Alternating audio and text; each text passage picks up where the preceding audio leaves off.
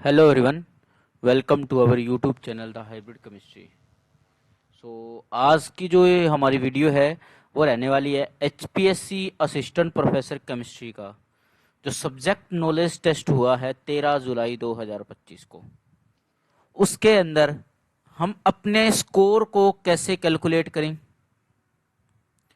Expected cut off क्या रहने वाली है, विद कंप्लीट सॉल्यूशन। एक दो सॉल्यूशन जो पिछले वीडियो में रह गए थे ना, उसी के बारे में डिस्कस करेंगे। सारा कंप्लीट डिस्कशन होगा ये वीडियो हमारी कि आपका स्कोर कितना बन रहा है, इस हिसाब से आप जोड़ सकते हो स्कोर को। और कट ऑफ क्या रहने वाली है कैटेगरी वाइज, उसको आप डिस्कस करेंगे इस वीडियो के अंदर पूरे। अगर ये वीडियो आपको अच्छी लगती है तो लाइक शेयर सब्सक्राइब जरूर कर दे भाई। और हमसे कांटेक्ट करने के लिए आप ईमेल आईडी के थ्रू कांटेक्ट कर सकते हो, टेलीग्राम चैनल के थ्रू आप हमसे जुड़ सकते हो, ये हमारा इंस्टाग्राम हैंडल के थ्रू भी जुड़ सकते हो किसी भी प्रकार की क्वेरी के लिए। तो सबसे पहले मैं बात करूं, पेपर की बात करूं तो जो पेपर के जो क्वेश्चंस थे, मॉडरेट लेवल का पेपर था। वट पेपर लेंदी था, मॉडरेट लेवल था, मतलब एक दो क्वेश्चन को छोड़ दो आप, लगभग 130 नंबर का पेपर जो मॉडरेट था। एक आधा क्वेश्चन तो आउट ऑफ द बॉक्स आ ही गया था। और लेंथी होने की वजह से ओवरऑल जो पेपर जो आपको पड़ गया वो हार्ड की तरफ झुक गया। ये पेपर ओवरऑल क्या झुक गया, ये पेपर हार्ड की तरफ झुक गया ये पेपर। ठीक है, तो ओवरऑल पेपर ये क्या झुक गया, हार्ड कह सकते हैं आप। ओवरऑल क्या हो गया, ये हार्ड हो गया। हार्ड क्यों हो गया, क्योंकि क्वेश्चंस बहुत ज्यादा लेंथी थे। ठीक है भी, ये बात समझिए, लिमिटेड टाइम होता है हमारे पास उस हिसाब से। अब जब बात करें पहले क्वेश्चन के अंदर, आप जैसे 5 नंबर का क्वेश्चन था, ठीक है। अब आपने अगर इसके अंदर इसकी रिएक्शंस बनाई है, जैसे NaOH के साथ इसकी रिएक्शन ऐसे लिखी है, ट्रीट करने के बाद इसकी इनोल फॉर्म बनाई है कि H निकल गया और ये इनोल फॉर्म बन गई, इस टाइप से अगर ये इनोल फॉर्म बनाई है आपने, ठीक है। फिर आपने ये दिखाया है कि देखो इसके अंदर दोनों साइड से अटैक हो सकता है, इसलिए ये ऑप्टिकली एक्टिविटी शो नहीं करेगा। और इसके अंदर ये रिएक्शन लिख के और फिर दिखाया है कि देखो यहाँ पर कोई भी इनोल फॉर्म नहीं बन रही है, इसलिए ऑप्टिकली एक्टिव रहता है। तो आप कह सकते हो आपके पूरे मार्क्स मिलेंगे। यानी कि 5 नंबर का क्वेश्चन है, अगर आप रफली भी बात करें तो 4 नंबर आपके कहीं भी नहीं है, अगर आपने इस तरीके से इस चीज को लिखा है तो इसमें कहीं मार्क्स कटने के कोई चांस नहीं है। 4 नंबर तो आप इसके अंदर श्योर शॉर्ट जोड़ सकते हो इसके अंदर। ठीक है, 5 भी आ सकते हैं अगर आपने ढंग से रिप्रेजेंट कर दिया है चीजों को तो। उसके बाद नेक्स्ट क्वेश्चन है आपका, एक्सप्लेन वाई ट्रिपोलियम ब्रोमाइड वाला जो केस था कि ये आइसोमरिक बेंजाइल ब्रोमाइड के साथ है। आपको क्या करना था, आपको दिखाना था, इसकी स्ट्रक्चर बनानी थी पहले। तो स्ट्रक्चर बनाने के बाद इसको ब्रेक करोगे आयनिक रिएक्शन के अंदर ब्रोमाइड, फिर उसको लिखोगे कि ये हक्कल रूल फॉलो करता है, इस वजह से ये क्या है, एरोमेटिक है। एरोमेटिक है इसलिए ये स्टेबल है, स्टेबल है तो इसलिए ये किस में एग्जिस्ट करता है, आयनिक कंपाउंड के अंदर एग्जिस्ट करता है। ये बातें आपको लिखनी थी, आयनिक कंपाउंड में एग्जिस्ट करता है, इसीलिए ये क्या होता है, क्रिस्टलाइन सॉलिड होता है और हाईली सोल्यूबल के अंदर, वाटर के अंदर होता है और ब्रोमाइड आयन यील्ड करता है। ये बात आपने लिख दी। फिर लिखना था कि बेंजाइल ब्रोमाइड इसका आइसोमर तो है, बट इसकी स्ट्रक्चर क्या होती है, एक न्यूट्रल कोवलेंट कंपाउंड है, इस वजह से नो आयनिक कैरेक्टर, इसलिए ये सिंपल लिक्विड की तरह बिहेव करता है, सिंपल लिक्विड की तरह बिहेव करता है। ये बातें अगर आपने रिएक्शन की टर्म में आपने लिखी है, तब आप इसके अंदर पूरे 4 नंबर तो, या 4 या 5 नंबर आप इसके अंदर मान सकते हो। मिनिमम आप 4 नंबर मान सकते हो, अदरवाइज आप 5 अब इसके कंसीडर कर सकते हो कंप्लीट। ठीक है, अगर आपने ये क्वेश्चन इस फॉर्मेट में लिखा है। अगर आपने आधा अधूरा क्वेश्चन लिखा है, अगर आपने इसका भी जिक्र कर दिया है, तो आप 2 नंबर तो आप मान के चलो, क्योंकि स्टेप मार्किंग होने वाली है। ऐसा नहीं है कि कंप्लीट ही 0 मिलेंगे, ठीक है, स्टेप मार्किंग आपकी रहेगी। नेक्स्ट क्वेश्चन था कि आपको suitable experimental method Cannizzaro reaction के अंदर, जिससे पता चल सके कि जो सेकंड हाइड्रोजन आता है बेंजाइल अल्कोहल के कार्बन के पास, वो कहां से आता है, H2O से आता है या बेंजल्डिहाइड दूसरे मॉलिक्यूल्स से।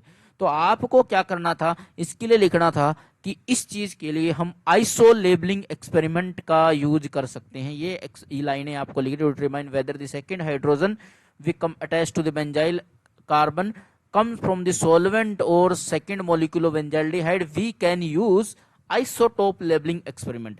फिर ये टाइटल डाल के आप क्या करना था, कैनिजारो का ये मैकेनिज्म लिखना था। कैनिजारो का मैकेनिज्म कंप्लीट लिखोगे तो फिर आप दिखाओगे कि देखो कैनिजारो का ये जो मैकेनिज्म है, यहां पर जो सेकंड एच आ रहा है इसके पास, सेकंड एच जो आ रहा है अल्कोहल के पास, देखो ये क्या होगा, यहां से ये तो इसका कार्बोक्सिलिक एसिड तो इसका बन गया, और ये जो सेकंड एच जिससे अल्कोहल बन रहा है, जो सेकंड एच कार्बन के पास आ रहा है, ये कहां से आ रहा है, बेंजल्डिहाइड से आ रहा है। आपको ये शो करना था, ठीक है भी, ये चीज आपको लिखनी थी कि सेकंड एच जो आ रहा है, कार्बन के पास जो एच आ रहा है ये वाला, ये कहां से आया था, बेंजल्डिहाइड मॉलिक्यूल से आया था। ये कंप्लीट रिएक्शन के टर्म में आपको दिखाना था। अगर आपने इस टर्म में इसको दिखा दिया तो आपके 4 या 5 नंबर आप मान सकते हो। अगर आपने आधा अधूरा किया है, रिएक्शन नहीं लिखी है, तब आप इसके 2 नंबर मान के, 2 या 2.5 नंबर मान के चल सकते हो, ठीक है। उसके बाद नेक्स्ट क्वेश्चन, ये मुझे नहीं लगता है किसी से हुआ होगा ये क्वेश्चन, ठीक है, बहुत अच्छे से किसी ने पढ़ी है तभी वो कर सकता है, क्योंकि इस क्वेश्चन के अंदर, इस क्वेश्चन को तो आप नेग्लेक्ट कर सकते हो, इस क्वेश्चन को तो काउंट, ठीक है। इस क्वेश्चन के अंदर क्या था, आपको बताना था कि कीमो सिलेक्टिविटी को अवॉइड करके हमें सिंथेसिस रूट बताना था। तो ये 4-5 तरीकों से जुड़ सकता है, बट ए और बी के अंदर कीमो सिलेक्टिविटी का रोल रहेगा ड्यू टू ये NH ग्रुप प्रेजेंट होने की वजह से, ठीक है। और सी और डी के अंदर में सी सबसे बेटर चॉइस है, ठीक है। ये आपको चारों दिखाने के बाद आपको ये रूट लिखना था कि भाई इस तरीके से हम बना सकते हैं। अगर ये लिखा है तभी आपके मार्क्स मिलेंगे, अदरवाइज इसके अंदर कोई मार्क्स आपको नहीं मिलेगा, इसके अंदर आपको कोई भी मार्क्स मिलने वाला नहीं है, ठीक है। चलिए नेक्स्ट की बात करते हैं। अगला क्वेश्चन आपसे पूछा गया था कि फॉलोइंग सिग्मा ट्रोपिक रीअरेंजमेंट है, हमें प्रोडक्ट की स्ट्रक्चर ड्रॉ करनी थी और बताना था कि थर्मली अलाउड है या फॉरबिडन है। तो ये रिएक्शंस थी, आपको इसका मैकेनिज्म लिखना था, मैकेनिज्म लिखने के बाद इसका फाइनल प्रोडक्ट बनाना था और बताना था कि ये जो रिएक्शन है वो कौन सी है, वो ऑक्सीकोप 3,3 सिग्मा ट्रोपिक रीअरेंजमेंट, इसका नाम बताना था। फिर उसके बाद इसके ऊपर कमेंट करना था कि क्या ये थर्मली अलाउड है या नहीं है, उसके ऊपर कमेंट करना था। तो अगर मैं बात करूं, रीअरेंजमेंट बताने का 1 नंबर हो सकता है, और इसके प्रोडक्ट बताने का मैकेनिज्म के साथ उसके अंदर आपके 3 नंबर हो सकता है, और 1 नंबर का आपका ये हो सकता है कि भाई थर्मली अलाउड है या नहीं। इसके हिसाब से आप बाइफर्केशन कर सकते हो कि आपके कितने नंबर आने वाले हैं। उसके बाद ये नेक्स्ट क्वेश्चन है कि इसमें रिएक्टिविटी और जस्टिफाई भी करना था, उसका एक्सप्लेनेशन भी देनी थी। तो इसमें आपको ये लिखना था, पहले इसका ऑर्डर लिखना था कि भाई क्या ऑर्डर रहेगा सोलोलिसिस का, फिर उसको एक्सप्लेन करना था कि भाई कार्बोकेटाइन बनता है सोलोलिसिस के अंदर, कार्बोकेटाइन बनाने थे सभी के अंदर, फिर उसके क्या करना था, कार्बोनेशन, कार्बोकेटाइन आएगा, सॉरी यहाँ कार्बोकेटाइन बनाना था। यहाँ पर कार्बोकेटाइन बनाने के बाद उसकी स्टेबिलिटी को कंपेयर करना था नेबरिंग ग्रुप पार्टिसिपेशन से, वो कंपेयर करके ये रीजन लिखना था, तब जाके आपको पूरे मिलेंगे। अदरवाइज जो आपने किया उसके बेसिस पर सिंपल ऑर्डर लिखने के आपको 1 या 2 नंबर मिल सकते हैं विदाउट एक्सप्लेनेशन, ठीक है। तो आप इसमें 4 नंबर मान सकते हो अगर आपने ढंग से इसको लिखा है तो। उसके बाद बात करते, ये क्वेश्चन भी मुझे नहीं लगता किसी से हो पाया होगा, तो इस क्वेश्चन को डिस्कस करने का मोटिव नहीं, क्योंकि ये क्वेश्चन क्लेडन के अंदर आप देख सकते हो किस तरीके से ये अटैक होता है। ये क्लेडन के अंदर दिया हुआ है, कोई ड्रग से उठाया हुआ क्वेश्चन है, कंप्लीट फाइनल प्रोडक्ट जो बनेगा वो ये बनेगा, ठीक है भी। उसके बाद नेक्स्ट क्वेश्चन था ये NMR वाला। इस क्वेश्चन में मुझे अभी भी डाउट लग रहा है, क्योंकि ये क्वेश्चन का डाटा जो है ना वो मैच नहीं हो रहा है भाई। प्रोडक्ट तो आपको क्या करना था, पहले एसीटोन से एल्डोल वाला मैकेनिज्म कंप्लीट लिखना था भाई, 5 नंबर का, तो 5 या 3 नंबर का आप ये मान के चलो, कंप्लीट एल्डोल वाला ये लिख दिया ना तो 3 नंबर तो आप इसके मान के चलो। उसके बाद इसके डाटा को जस्टिफाइड करना था, स्ट्रक्चर को डिड्यूस करना था, वो या 7 नंबर का आप कर सकते हो, ठीक है, इस डाटा के बेसिस पर। या वो 5-5 नंबर के दोनों मान लो, पहले एल्डिहाइड 5 नंबर का मान लो, वो एल्डोल, और 5 नंबर का ये डाटा वाला मान लो, तो 10 नंबर का ये क्वेश्चन इस तरीके से फ्रेम हो सकता है। अब क्या था इसके अंदर, आपको क्या करना था भाई, इसमें डाटा क्यों मैच नहीं कर रहा है, क्योंकि ये जो है ना, ये जो सिग्नल है ना, यहाँ पर 1.9 आना चाहिए था और यहाँ पर 2.1 आना चाहिए था, जो मेरा आइडिया कहता है। ये डाटा इसके साथ मैच नहीं हो रहा है, या तो मिसप्रिंट हुआ है ये, ठीक है, कुछ ना कुछ इसके अंदर गड़बड़ है। अगर इस तरीके से बात करें तो ये क्वेश्चन के अंदर मिस प्रिंटिंग है, बट आपका आंसर इसी तरीके से यही होने वाला था। उसके बाद बात करते हैं, नेक्स्ट क्वेश्चन आपका था, आपको इसके अंदर तरीके से क्या लिखना था, आपको पहले लिखना था कि ये गिवन रिएक्शंस है बट ये रिएक्शन नहीं होती है। इसके अंदर आपको लिखने था कि ये हाईली बेसिक नेचर का है, ये लिखना था ये लो बेसिक नेचर का है, फिर ये लिखना था कि CN जो है, इसलिए रीजन यहां तो लिख दोगे आप एसिड बेस रिएक्शन हो जाती है, हाईली बेसिक है, यहां भी लिख दोगे एसिड बेस रिएक्शन हो जाती है, वीक बेस है। ठीक है, यहां लिखोगे कि ये sp हाइब्रिडाइज है, sp हाइब्रिडाइज है तो इसमें लोन पेयर टाइटली बाउंड होते हैं, इसलिए H प्लस एक्सेप्ट नहीं करेगा, तो इसलिए नो रिएक्शन। ये प्रॉपर तरीके से ऐसे एक्सप्लेन करना था, तब इसको आपको 4 या 5 नंबर मिल सकते हैं। अगर आपने ये बातें लिखी है ना तो आपको नंबर पूरे मिलेंगे, 4 मिलेंगे या 5 मिलेंगे, इससे कम मिलने वाले नहीं हैं। तो दोनों के बेसिस के ऊपर ये एक्सप्लेनेशन इस तरीके से हो सकती है। ठीक है भाई, अगर आपने पूरा यही बता दिया है, अगर दोनों ये बता दिए हैं, तब भी आप अपने स्टेप मार्किंग आप अज्यूम कर सकते हो कि मेरा स्टेप मार्किंग इस तरीके से होगा। उसके बाद नेक्स्ट क्वेश्चन था आपका PH3 वाला कि 90 डिग्री क्यों होता है। ठीक है, इसका एक्सप्लेनेशन आपको करना था, आपको बताना था सबसे पहले कि जो sp3 हाइब्रिडाइजेशन होती है उसके अंदर एंगल कितने का होता है, 109 डिग्री का होता है। ठीक है, क्लियर। फिर बताना था कि हाइब्रिडाइजेशन के लिए मिक्सिंग होना जरूरी है। मिक्सिंग कब होती है, जब नियरली एनर्जी के ऑर्बिटल होते हैं तभी मिक्सिंग होती है, ये चीज आपको बतानी थी। फिर बताना था कि इन केस ऑफ PH3 क्या होता है, S और P की एनर्जी डिफरेंस बहुत ज्यादा होता है, इसलिए इनकी मिक्सिंग हो नहीं पाती है। मिक्सिंग हो नहीं पाती है तो इनकी हाइब्रिडाइजेशन नहीं होती है, इसलिए एंगल कितने का रहता है, 90 डिग्री का रहता है। इस तरीके से प्रॉपर एक्सप्लेनेशन बना के आपको लिखना था, तभी आप इसके 4 या 5 अज्यूम कर सकते हो इस क्वेश्चन के। ठीक है, उसके बाद बात करते हैं, ये क्वेश्चंस था। इस क्वेश्चन के अंदर आपको क्या दिया हुआ था, पहले आपको ये डाटा दिया और आपको लिखना था कि गिवन दैट डाटा ये है। फिर आपको क्या करना था, इन डाटा के बेसिस पर, on basis of this data, फिर लिखना था कि इसके अंदर आपको बताना था कौन सा स्पाइनल है, नॉर्मल स्पाइनल है। इस डाटा के बेसिस पर वो कैसे बताओगे कि वो निकल 2+ Mn+3 की CFSE के बेसिस पर जो आप आंसर निकालते हैं ना वो निकाल दोगे। फिर बोलोगे, फिर लिखोगे कि दिस जो भी आपका ये आया है रिजल्ट है नॉट प्रेडिक्ट रिलायबल, अनरिलायबल है। उसके लिए फैक्टर्स कौन से लिखोगे, फैक्टर आप लिखोगे डिफरेंट लिगेंड एनवायरनमेंट, एक्वस और सॉलिड, ये 2 पॉइंट बना के इसके नीचे एक्सप्लेन करोगे हेडलाइन बना के। ठीक है, इस तरीके से आप करोगे तभी आपको इसके 5 नंबर मिलेंगे भाई, 4 या 5 नंबर। अदरवाइज इसके अंदर अगर आपने सिंपल ये बता दिया, अनरिलायबल फैक्टर नहीं बताए, तो आपको 2 नंबर ही मिलेंगे, 2 नंबर से ज्यादा नहीं मिलेंगे।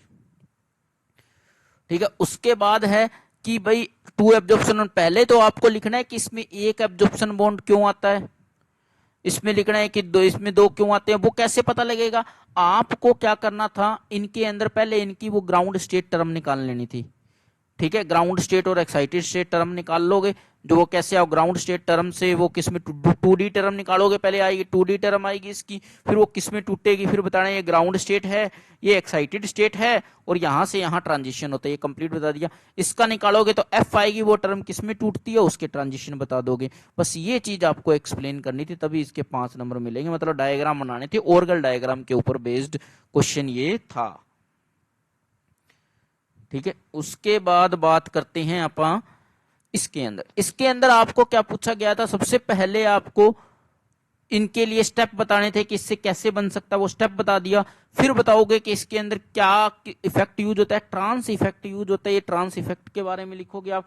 फिर आप इसका जनरल मैकेनिज्म लिखोगे, यानी 2 नंबर जनरल मैकेनिज्म के, 2 नंबर ऊपर वाले के, 1 नंबर इसमें कटा हुआ है ट्रांस इफेक्ट में, तब जाके ये 5 बनते हैं। अगर आपने ट्रांस इफेक्ट लिख दिया तो 1 नंबर, जनरल मैकेनिज्म लिख दिया तो 2 नंबर, ये पूरा कर दिया तो 2 नंबर, तब जाके आपके 5 मिलते हो। और बाइफरकेट आप कर सकते हो कि कितने आपके नंबर आए हुए होंगे।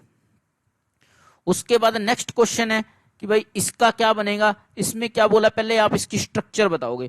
स्ट्रक्चर बताने के बाद आप इसमें शो करोगे कि इसमें 3 बैंड किस किस की वजह से आते हैं। अभी एक इसका बैंड आता है, एक इसका बैंड आता है, और एक इन दोनों का बैंड आता है। ठीक है, टोटल 3 बैंड आते हैं। ये बताओगे कि आप 3 बैंड ये इस वजह से 3 बैंड आए हैं। ठीक है भाई, 3 बैंड ये जैसे ये ब्रिजिंग वाले हो गए, टर्मिनल वाला हो गया, ठीक है। इस तरीके से 3 बैंड बता दिए आपने कि ये 3 बैंड इस वजह से आए हैं। फिर बताओगे कि 18 इलेक्ट्रॉन रूल को फॉलो करता है, वो पूरा लिख के दिखाओगे 18 इलेक्ट्रॉन रूल इस तरीके से फॉलो कर रहा है। फिर आप नीचे एक चीज और लिखोगे कि इसके अंदर सिर्फ सीपी का सिग्नल आएगा, एनएमआर के अंदर सिर्फ एक सिग्नल आएगा। ये बातें आप लिखोगे तब जाकर आपको क्वेश्चन कंप्लीट माना जाएगा 5 नंबर का। अगर आपने एक भी चीज मिस कर दी तो आपका ये क्वेश्चन नहीं माना जाएगा, मतलब इसके अंदर स्टेप मार्किंग होगी। अगर आपने सिर्फ स्ट्रक्चर बना दी तो 2 नंबर आप मान सकते। स्ट्रक्चर को एक्सप्लेन कर दिया तो 3 नंबर हो जाएंगे। अगर आपने 18 इलेक्ट्रॉन रूल भी एक्सप्लेन कर दिया तब जाकर आपके 5 नंबर कंप्लीट होंगे। अब 5 नंबर का ये क्वेश्चन था, इसमें आपको कोऑपरेटिव इफेक्ट की डेफिनेशन लिखनी थी पहले। लिखने के बाद बताना था कि कोऑपरेटिव इफेक्ट की वजह से एच बी ज्यादा स्टेबल है, इससे फिर बताना था ये भी इससे ज्यादा स्टेबल है, इसलिए most of the reaction backward रहेगी due to Le Chatelier principle का यूज करके इसका इक्विलिब्रियम का आपको एक्सप्लेनेशन देनी थी। इस तरीके से बैकवर्ड, तभी आपको इसके कंप्लीट नंबर मिलेंगे। अदरवाइज आप इसके स्टेप मार्किंग मान सकते हो। स्टेप मार्किंग अगर आपने कोऑपरेटिव इफेक्ट का जिक्र कर दिया तो आपके 2 नंबर आ सकते हैं, उसको एक्सप्लेन किया ना किया 2 नंबर तब मिल सकते हैं आपको। ठीक है, इसके अलावा आपने कुछ भी लिखा है तो आपको कोई मार्क्स नहीं मिलेगा। उसके बाद नेक्स्ट न्यूमेरिकल है। इस न्यूमेरिकल के अंदर भी चांसेस कैलकुलेशन मिस्टेक, अगर आपने कंसेप्ट अप्रोच सही लगाया है तो आपको 3 नंबर मिल जाएंगे। अगर आपने फाइनल आंसर सही निकाल दिया है तो पूरे 5 मिलेंगे, कटने के कहीं चांसेस नहीं है अगर आपने सही से क्वेश्चन किया है तो। अदरवाइज आपके अप्रोच आपकी सही है तो 3 नंबर आपके मिल सकते हैं, 2 या 3 नंबर आपको मिल सकते हैं इसके अंदर। उसके बाद बात करते हैं इस क्वेश्चन के अंदर। इस क्वेश्चन के अंदर आपको क्या करना था कि पहले 2 कंपाउंड है ए एंड बी, उसको ऑक्सीडाइज किया जाता है एक्टिविटी। पहले दोनों रिएक्शन लिखनी थी आपको इस तरीके से कि ए कंपाउंड ये था, बी कंपाउंड ये है। इसके बारे में इस तरीके से एक्सप्लेन करते हुए लिखोगे। फिर ये सी वाला लिखोगे, फिर उसका मैग्नेटिक मोमेंट निकाल के बताओगे। फिर ए बी सी डी की रिएक्शन लास्ट में स्ट्रक्चर बनाओगे कि ए ये है, बी ये है, सी ये है, और उनके मैग्नेटिक मोमेंट निकाल के बताओगे। ए का ये है, बी का ये है, सी का ये है, और फिर सी का आयुपैक नेम लिखोगे कि सी का आयुपैक नेम ये है। फिर उसका ईएसआर स्पेक्ट्रम को आप एक्सप्लेन करोगे। ये चीजें करोगे ना तब जाके 5 नंबर मिलेंगे। तो यानी 1 नंबर इसकी स्ट्रक्चर का, 1 नंबर इसकी स्ट्रक्चर का, 1 नंबर इसकी स्ट्रक्चर, 3 नंबर ये हो गए। 1 नंबर आयुपैक नेम का हो गया, 4 नंबर हो गया, और 1 नंबर ईएसआर स्पेक्ट्रा का हो गया, टोटल 5 नंबर हो गए। ठीक है, यानी तीनों के अगर आप स्ट्रक्चर बनाते हो और उसके मैग्नेटिक मोमेंट लिखते हो तब जाके आपको 1-1 नंबर, आधा नंबर स्ट्रक्चर का, आधा नंबर मैग्नेटिक मोमेंट का, आधा नंबर स्ट्रक्चर का, आधा नंबर मैग्नेटिक मोमेंट का। तो इस तरीके से आप बाइफरकेट कर सकते हो अपने मार्क्स को। ठीक है, उसके बाद बात करते हैं नेक्स्ट क्वेश्चन जो है। इसके अंदर क्या क्या, ये भी क्वेश्चन थोड़ा टिपिकल्ट था, हार्ड लेवल के है, ये मुश्किल ही है कि कोई कर पाया हो, इसको जज कर पाया हो। ठीक है, तो इसमें रोल ऑफ, ये 2.5 नंबर के 2 क्वेश्चन हो गए। आपको रोल करना था, रोल बताना था। 2 नंबर का ये मान लो, 3 नंबर का ये मान लो। प्रपोज स्ट्रक्चर को रोल क्या बताना था कि भाई ये ब्रिजिंग की तरह काम करता है, किस तरीके से ये एसिड या बेस हो गया, ये एक्सेप्ट कर रहा है इलेक्ट्रॉन, एसिड हो गया, इलेक्ट्रॉन यहाँ पे बोरोन एक्सेप्ट कर रहा है तो एसिड हो गया, इस तरीके से ना बेस हो गया, ये दे रहा है। तो इस तरीके से आपको एक्सप्लेन, ये नेगेटिव चार्ज, सॉरी यहाँ नहीं आएगा, ये नेगेटिव चार्ज आएगा इसके ऊपर, बोरोन के ऊपर आएगा, सॉरी ये नेगेटिव चार्ज।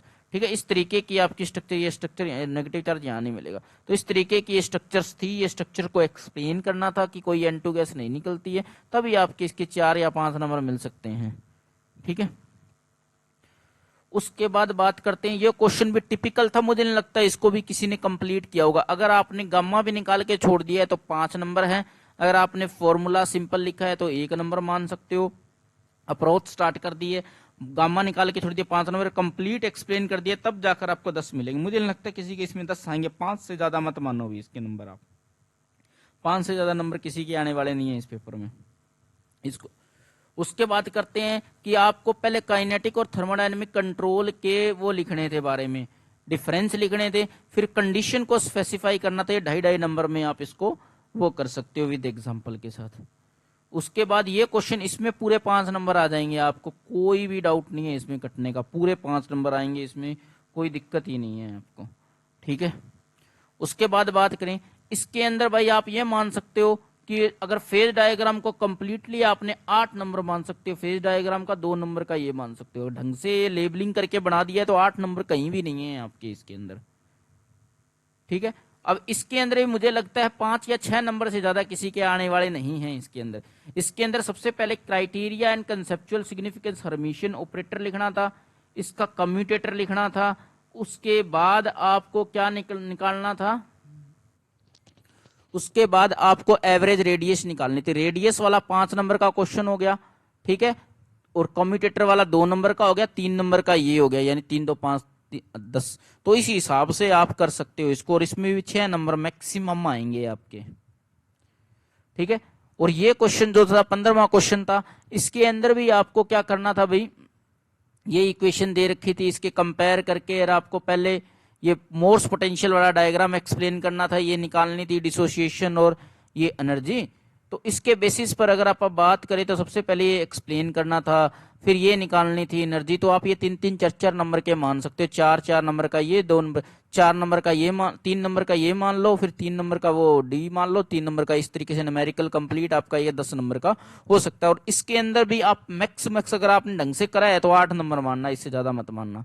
अगर आपने पूरा एक्सप्लेन कर दिया है ना तभी 10 नंबर मानना कि अच्छे से एक्सप्लेन कर रखा है तो, ठीक है। अगर रिजल्ट सबसे कैलकुलेशन मिस्टेक है तो 2 3 नंबर आपके कटेंगे। तो इस तरीके से अगर मैं बात करूं तो क्वेश्चन होने वाले टोटल जो थे कि भाई कितने क्वेश्चन हमसे हो सकते थे पेपर के अंदर। अगर पेपर के अंदर होने वाले क्वेश्चन की बात करता हूं मैं, 150 नंबर का पेपर था, मैक्सिमम अटेम्प्ट कितने का हो सकता था, 130 का, इससे ज्यादा कोई अटेम्प्ट कर ही नहीं पाया होगा। 150 का कर दिया होगा किसी ने, पर उसका आधा अधूरा रहा होगा। मैक्सिमम मान के चलता हूं 130, क्योंकि करेक्टली अटेम्प्ट की बात कर रहा हूं मैं, क्योंकि एक क्वेश्चन 10 नंबर का तो वो किसी से हिलने वाला नहीं, और डिस्कनेक्शन वाला भी आप हटा सकते हो। 15 नंबर का क्वेश्चन तो किसी से हिलने वाला था ही नहीं, एक आधा और 5 नंबर का कर ले, तो 130 का था। अगर उसने करेक्टली भी किया ना तो उसके 85% लगाओ तो 110 नंबर, यानी कि 110 या 115 हाईएस्ट रहने वाले किसी बच्चे के आ सकते हैं, अगर उसने बहुत अच्छी तैयारी करी तो ये हाईएस्ट मार्क्स 110 से ऊपर मुझे नहीं लगता कोई जाएगा। उसके बाद अगर मैं जोड़ता हूं ये 3 3 4 4 या जितने भी जो क्वेश्चन मैंने बताए उसमें कितने मार्क्स आ सकते हैं, तो 87 मार्क्स बनते हैं, यानी कि जो कट ऑफ जो रहने वाली है 65 के आसपास कट ऑफ रहेगी। यानी कि जो मार्क्स जो बच्चों के मैक्सिमम मार्क्स जो बच्चों को रहेंगे वो 60 के आसपास मैक्सिमम बच्चों के मार्क्स रहेंगे, और 65 के आसपास अपनी कट ऑफ रहेगी जनरल कैटेगरी की। और जो बच्चा 80 क्रॉस कर रहा है वो सेफ होता जा रहा है, अपने आप को सेफ करता जा रहा है फाइनल सिलेक्शन के लिए। तो कट ऑफ की अगर मैं बात करूं इसके अंदर, कट ऑफ तो यूआर के लिए जो प्रेडिक्टेबल कट ऑफ है वो 62 से 65 रहने वाली है। ईडब्ल्यूएस के लिए 57 से 60 रहने वाली है। बीसीए के लिए 57 से 60 रहने वाली है। बीसीबी के लिए भी 62 से 65, ओएससी के लिए 55 और डीएससी के लिए 52.5। तो ये कुछ कट ऑफ का आइडिया है, जो ये कट ऑफ आपकी इसके आसपास रह सकती है। अगर मैं मानूं किस तरीके से आपने कैलकुलेट करे हैं, अगर आपने ये बिल्कुल सही करा है तो 8 नंबर इसके लगा लो, 8, और इसके 6 नंबर से ज्यादा मत लगाना भी, 8 और 6 14, 8 नंबर इसके लगाओ 22, मैक्सिमम बता रहा हूं। इसके पूरे 5 नंबर लगा सकते हो आप, इसके पूरे 5 नंबर लगा लो, इसके भी पूरे 5 नंबर लगा सकते हो, इसमें कोई दोहराई नहीं है, ठीक है। इसमें 5 नंबर से ज्यादा मत लगाना, इसमें भी पूरे 5 नंबर लगा सकते हो अगर आपने ये बना दिया है तो, ठीक है। इसमें भी पूरे 5 नंबर मिल सकते हैं, कोई दिक्कत नहीं है। इसमें आपको अगर पूरा करेक्टली 5 आंसर निकाल दिए तो 5, अगर कुछ मिस्टेक है तो आप उस हिसाब से नंबर लगा लेना। इसमें भी अगर आपने ढंग से एक्सप्लेन किया, नहीं तो 4 से ज्यादा मत लगाना इसके अंदर। इसमें भी आपने ढंग से एक्सप्लेन किया तो ठीक है, नहीं तो 4 नंबर आप लगा सकते हो मैक्सिमम, ठीक है। इसमें बाइफरकेट था तो पूरे 5 नंबर लगा सकते हो आप, अगर ढंग से तीनों चीजें एक्सप्लेन करी है तो। इसमें ढंग से एक्सप्लेन करी है तो 4 नंबर लगा लेना भाई, इसके अंदर भी 4 नंबर लगा लेना, ठीक है। इसके अंदर भी 4 नंबर लगा लेना मैक्सिमम, इसके अंदर भी मैक्सिमम 4 नंबर लगाना भी, 4 से ज्यादा मत लगाना। ये क्वेश्चन में अभी भी डाउट है क्या ग्रेस मार्किंग में जाएगा ये क्वेश्चन, बाकी मुश्किल चांस है, क्योंकि जो है इसके भी आप पूरे के पूरे आप 10 नंबर इसके लगा सकते हो, इसमें कोई दिक्कत वाली बात नहीं है अगर ढंग से एक्सप्लेन कर दिया तो। ये क्वेश्चन तो आपसे होना ही नहीं था। इस क्वेश्चन के अंदर भी आप पूरे 4 नंबर लगा सकते हो, ठीक है। इसमें भी 4 से ज्यादा मत लगाना, अगर किया है तो ढंग से। ठीक है, इस क्वेश्चन को भी आप छोड़ दोगे एक बार के लिए, ये भी क्वेश्चन मुश्किल है किसी के, 0 लगाओगे आप इसमें। इसमें आप 4 लगा लेना, इसमें भी 4 लगा सकते हो, इसमें भी 4। तो इस तरीके से आप अपने मार्क्स जोड़ के देखो कि उसके बेसिस पर जो आंसर है कि क्या ये सही है क्या गलत है। जो न्यूमेरिकल थे उसमें आप पूरे लगा सकते हो। तो आपके कितने मार्क्स बन रहे हैं? अगर आपके जो मार्क्स बन रहे हैं 65 के या 60 से 65 है तो आप अपनी इंटरव्यू की तैयारी कीजिए, क्योंकि आपका क्वालिफाई हो जाएगा। 60 से 65 के आसपास इसकी कट ऑफ रहने वाली है। ठीक है, क्लियर। 60 से 65 के आसपास बन रहे हैं नंबर, तो 60 नंबर के आसपास जिसके भी नंबर बन रहे हैं वो इंटरव्यू की तैयारी करिए अपने नंबर जोड़कर। जो 80 क्रॉस कर रहा है वो तो बिल्कुल सेफ हो जाए, में उसका सिलेक्शन होने वाला है। 80% वाले अगर इंटरव्यू को ढंग से तैयारी कर लेता तो 100% उसका सिलेक्शन हो जाएगा। ठीक है भाई, 60 से 65 के आसपास इसकी कट ऑफ रहनी है। अगर ये वीडियो अच्छी लगे तो लाइक शेयर सब्सक्राइब जरूर कर दे भाई, धन्यवाद।